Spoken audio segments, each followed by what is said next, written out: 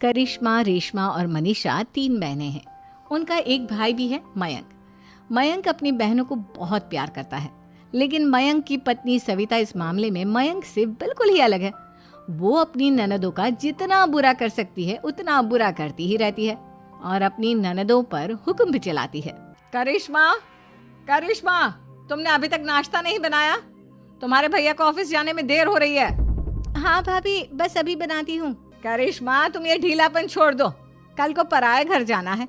वहाँ अगर तुम इस तरह से काम करोगी तो लोग क्या कहेंगे कि माँ ने और भाभी ने कुछ सिखाया नहीं। और तुम्हारी दोनों बहनें कहाँ हैं? अब रेशमा मार्केट गई है और मनीषा सो रही है। क्या? सुबह के 8 बज रहे हैं और ये महारानी अभी भी सो रही है? ये कहते हुए सविता अपनी सास दुर्गा देवी के पास जाती है। माँ जी, देख रही हो अपनी बेटियों के तौर तरीके? क्या हुआ बहू, सुबह सुबह क्या कर दिया मेरी बेटियों ने?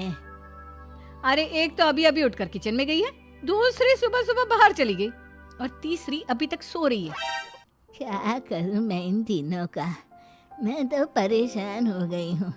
जा जाकर उठा उसे और रेशमा से मैं बात करती हूँ। सविता सीधा मनीषा के कमरे में जाती है और उससे कहती है, महारानी जल्दी उठो, सूरज सर पर आ गया है। भाभी थोड़ी देर और सोने दो ना, मैं रात को लेट सोई थी। वो क्या है ना, यूनिट टेस्ट चल रहे हैं। शराफत से उठती है या नहीं, या फिर पानी की भरी बाल्टी डालूं तेरे ऊपर?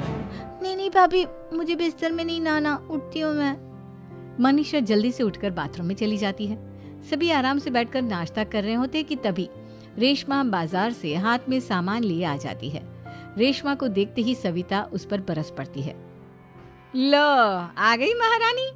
ऐसा भी क्या सामान लाना था जो सुबह आंख मलते ही बाजार की तरफ रवाना हो गई? भाभी, कल आप ही तो चीख रही थी कि घर का सारा सामान मुझे ही लाना पड़ता है, घर में किसी को भी किसी काम से कोई लेना देना नहीं है।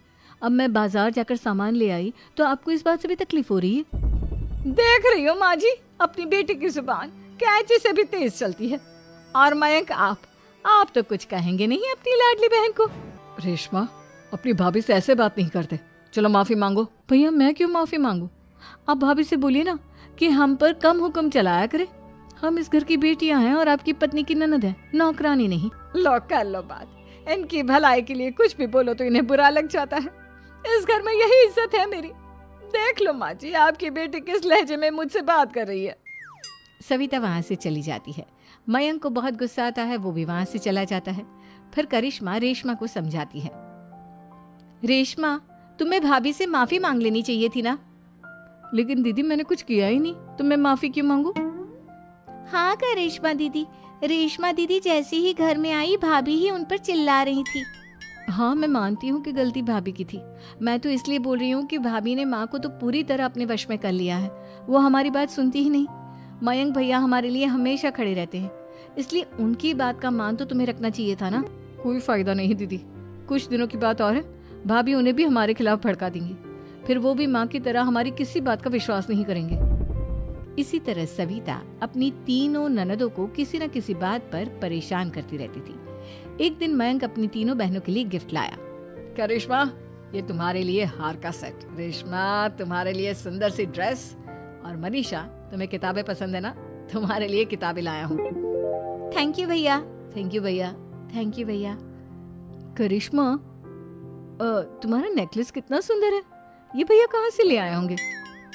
मैंने भैया को 3 दिन पहले फोन पर ये डिजाइन दिखाया था और आज भैया ये ले आए।